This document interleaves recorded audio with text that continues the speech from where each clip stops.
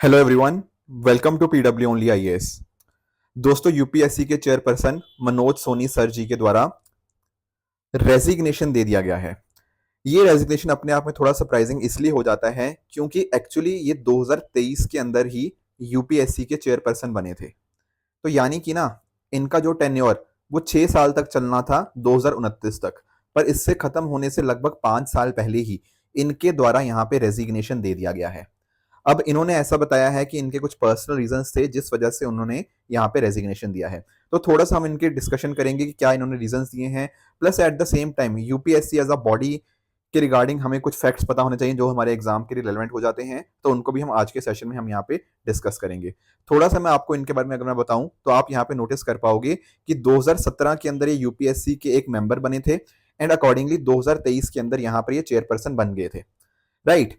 इसके साथ में ही देखो, इनका जो टेन्योर रहा है अलग अलग पोजीशंस के ऊपर अपने आप में बहुत ही काबिल तारीफ रहा है। जैसे मैं अगर बात करूं तो he has served as the vice chancellor of doctor Baba Saheb Ambedkar open university BAU for 2 terms till 2015।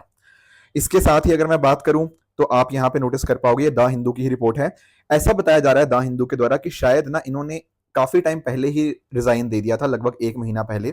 हालांकि इसको कंफर्म नहीं किया जा सकता, कुछ सोर्सेज ने ऐसा बताया है कि यहाँ पे रेजिग्नेशन काफी टाइम पहले आ गया था पर अभी तक उसको एक्सेप्ट नहीं किया गया है। This is something which will be seen in the coming days. तो इस तरह से इनको प्रेसिडेंट ऑफ इंडिया जी को इन्होंने यहाँ पे रेजिग्नेशन सबमिट किया है एंड अगर इनका रेजिग्नेशन एक्सेप्ट हो जाता है तो आने वाले दिनों में हम एक्सपेक्ट कर सकते हैं नए चेयरपर्सन का नाम अनाउंस किया जा सकता है। अब इन्होंने ऐसा यहाँ पे बताया है कि शायद एक अनुपम मिशन करके एक है, बेसिकली स्वामीनारायण सेक्ट इन गुजरात, वहां पर वो अपना ज्यादा टाइम यहाँ पे डिवोट करना चाहते हैं जिस वजह से ये चीज हमें देखने को मिल जाती है। बाकी जैसे मैंने बताया कि इनका देखो टेन्योर बहुत ही अच्छा रहा है, जहां पर इन्होंने यंगेस्ट वीसी की तरह काम भी किया हुआ है। All those things are definitely there. पर देखो यार, पिछले कुछ दिनों के अंदर क्या हुआ है, यूपीएससी के ऊपर बहुत सारे क्वेश्चन मार्क्स भी उठ रहे हैं, है ना। जैसे फॉर एग्जाम्पल जो पूजा खेड़कर केस हुआ है, इसके बाद तो डेफिनेटली बहुत सारे क्वेश्चन उठे ही हैं कि ऐसे कैसे हो गया कि किसी ने ये पूरा प्रोसेस देखा ही नहीं। Plus at the same time ये तो चलो एक एग्जांपल है, ऐसे बहुत सारे एग्जांपल्स हमारे सामने और भी आ रहे हैं जहां पर कभी ईडब्ल्यूएस सर्टिफिकेट, आपका बैकवर्ड क्लासेस का हो गया, पता नहीं कौन कौन से सर्टिफिकेट सारे फेक बनाकर लोग ऐसा क्लेम कर रहे हैं। अब एक केस तो हमारे सामने डेफिनेटली प्रूव हो चुका है, बहुत सारे ऐसे केसेस हमारे पास और भी हमें देखने को मिल रहे हैं जिनके ऊपर अभी फर्दर इन्वेस्टिगेशन आने वाले समय में हो सकती है। पर ऐसे केस में अचानक से ऐसे रेजिग्नेशन आना इनकी तरफ से, ये भी कुछ एक क्वेश्चन मार्क रेस कर देता है। स्पेशली अगर आप बात करेंगे ना, तो आपको ये चीज भी नोटिस करने को मिलेगी कि जैसे कल ही पूजा खेड़कर जी के ऊपर एक्शन लिया गया, राइट।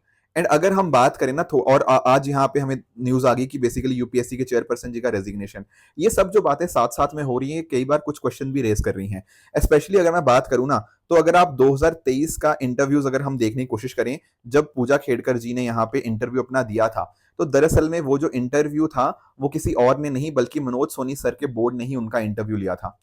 तो जब इंटरव्यू उन्होंने ही लिया था एंड अचानक से ये सारे मुद्दे भी आपस में रिलेट होते हैं कि इनके ऊपर एक्शन लिया जाता है एंड साथ ही साथ चेयरपर्सन जो है हमारे रिजाइन कर देते हैं, तो ये सब चीजें भी कहीं ना कहीं आपस में रिलेटेड चीजों का साथ साथ होना, इनकी टाइमिंग का साथ साथ में होना अपने आप में कुछ एक क्वेश्चन मार्क रेस कर देता है। बाकी देखो डेफिनेटली ये जो पर्सनल रीजंस हैं ये कोई पहली बार नहीं है, बहुत सारे एग्जांपल्स हमारे साथ पास्ट में भी देखने को मिले हैं।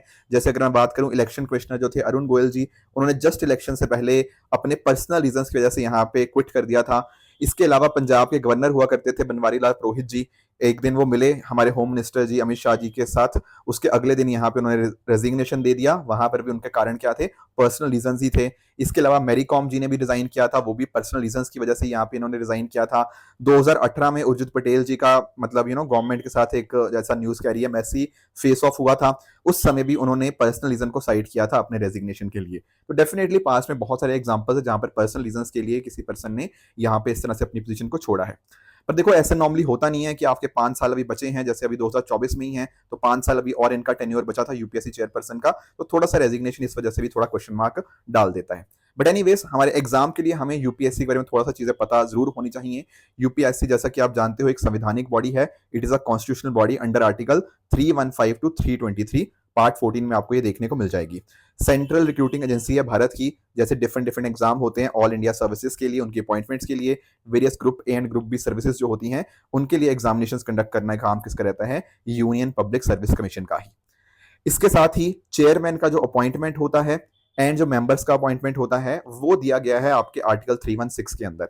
यहाँ पर ऐसा बताया गया है कि जो चेयरपर्सन होंगे एंड साथ ही साथ आपके जो यूपीएससी के मेंबर्स होंगे उनको अपॉइंट किया जाता है प्रेसिडेंट जी के द्वारा।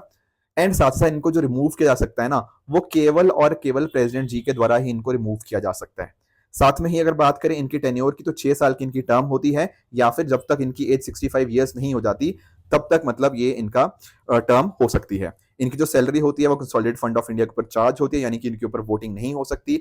Plus at the same time अगर मान लो यहाँ पर ना चेयरमैन की पोजीशन, मतलब एक एक्टिंग चेयरमैन भी बनाया जा सकता है अगर मान लो कि चेयरमैन की जो पोजीशन है वो वेकेंट हो जाए, या फिर जो चेयरमैन है वो अपनी पोजीशंस के अपने फंक्शंस को परफॉर्म ना कर पाए एब्सेंस की वजह से या किसी और रीजन की वजह से। तो हो सकता है बिफोर कि हम यहाँ पे एक नया चेयरमैन अपॉइंट करें, उससे पहले हो सकता है कि प्रेसिडेंट जी अपना एक एक्टिव चेयरमैन भी यहाँ पे अपॉइंट कर सकते हैं। बाकी देखो कितने मेंबर्स होंगे यूपीएससी के अंदर, ये तो प्रेसिडेंट का ही पूरा डिस्क्रिप्शन हमें देखने को मिल जाता है। Plus at the same time members जो होते हैं कमीशन के, वो रीअपॉइंटमेंट के लिए एलिजिबल नहीं होते उसी सेम कमीशन के लिए। तो ये कुछ पॉइंटर्स थे जो आपको यहाँ पे पता होने चाहिए थे। आई होप आपने करंट एस्पेक्ट तो समझा ही कि क्यों ये मुद्दा न्यूज में था। Plus at the same time यहाँ पर आपने यूपीएससी का पूरा जो स्टैटिक पार्ट था वो भी आपने पॉलिटी का रिवाइज कर लिया, ताकि एग्जाम में कोई क्वेश्चन इसके रिगार्डिंग आए आप उसको बहुत अच्छे से अटेम्प्ट कर पाओ। ठीक है, बाकी इंपैक्ट देखो हम तो ये एक्सपेक्ट करेंगे कि आने वाले समय के अंदर जो ट्रांसपेरेंसी है सभी मुद्दों के रिगार्डिंग वो डेफिनेटली आएगी, एंड यूपीएससी पे जो ट्रस्ट है हम उसको वापस से बरकरार कर पाएंगे। सो दोस्तों इसी तरह से आप भी अपने एंड पे हार्डवर्क करते रहिए। Thank you very much for the discussion.